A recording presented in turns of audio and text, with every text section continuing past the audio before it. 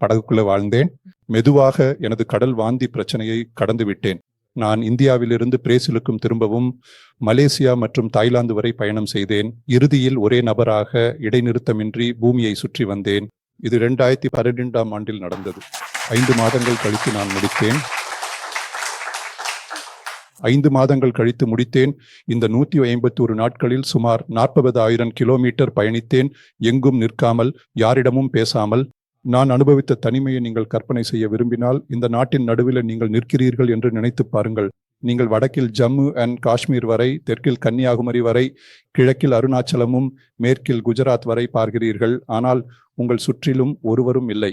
மனிதர்களை மறந்துவிடுங்கள். அங்கே மரங்களும் இல்லை, கட்டிடங்களும் இல்லை, சாலைகளும் இல்லை, கார்களும் இல்லை, மனிதர்களும் இல்லை, சாதாரணமான மனித உரையாடல்களும் இல்லை, சாப்பிடுவதற்கு சாதாரணமான உணவும் இல்லை. உண்மையில் இந்த பயணத்தில் சில நேரங்களில் உங்களுக்கு அருகில் உள்ள மனிதர் பூமியை சுற்றி சில மணி நேரங்களுக்கு ஒரு முறை சுற்றும் சர்வதேச விண்வெளி நிலையத்தில் உள்ள நபர்தான்